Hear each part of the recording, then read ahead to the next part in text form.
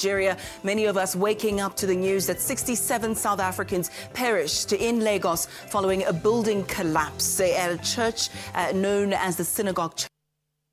We do understand that the building that collapsed were a sort of a housing or residential area that accommodated those who flocked to the Synagogue Church of All Nations, headed by T.B. Joshua, the prophet there overseeing that particular religious institution. Now, a little bit earlier, there was speculation as to the cause of that building collapse. Some saying that renovations were underway and the structure caved in and gave way after extra floors were being built there. But others coming out and saying we cannot rule out the threat of terrorism in Nigeria and perhaps the hand of Boko Haram. A strange aeroplane or a helicopter, some sort of object flying over that particular building. Some saying that perhaps detonators were exploded, or as I say, perhaps and allegedly, is something you'll hear quite a lot because speculation is still rife at the moment. As you can imagine, details are quite vague and information from the ground has been few and far in between. So we'll continue to take a look at that. So let's speak now to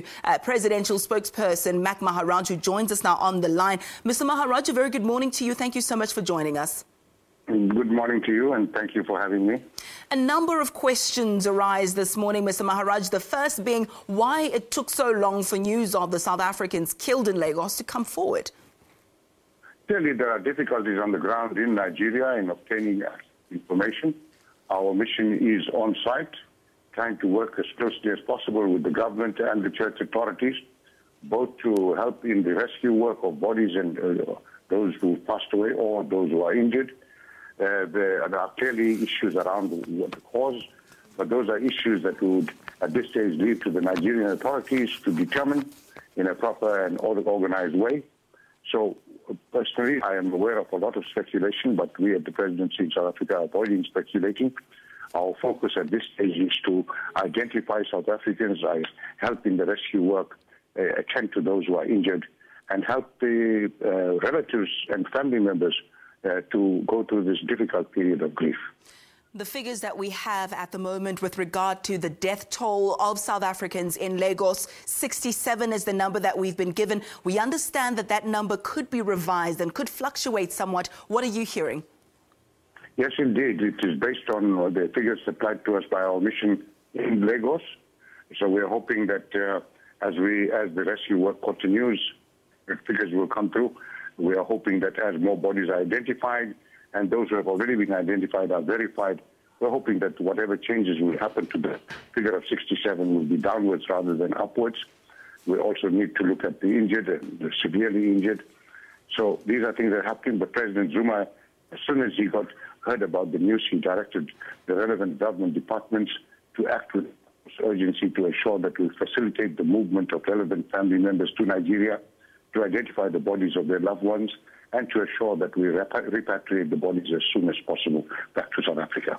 Mr. Maharaj, I understand your predicament and perhaps your inability to comment too much on what's happening at the moment in a bid to preserve relations with Nigeria. But we're hearing that Nigerian authorities have been quite reluctant and not so forthcoming with regard to giving out information. It took a couple of days before we could even hear of the significance and the extent of this situation. What do you know about the reluctance or allegations of reluctance of Nigerian authorities to come forward with information?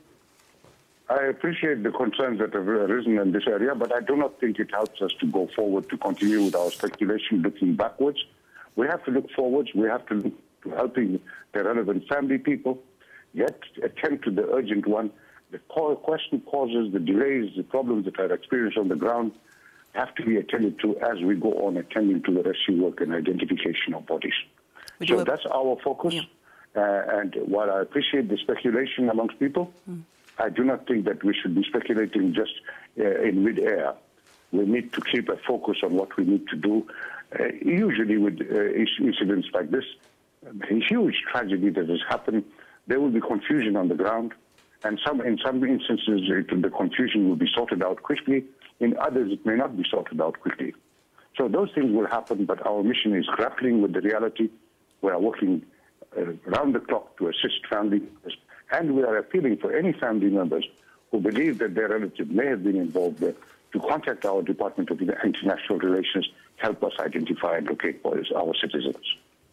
Quite a grim reality it is at that. Mr. Maharaj, thanks again to you for joining us and giving us some more information, albeit very sparse as well, as we still wait to hear the exact causes of that particular event. Rumours abound at the moment. All right, let's continue with this story now. The life of anti-apartheid lawyer Bram Fischer will be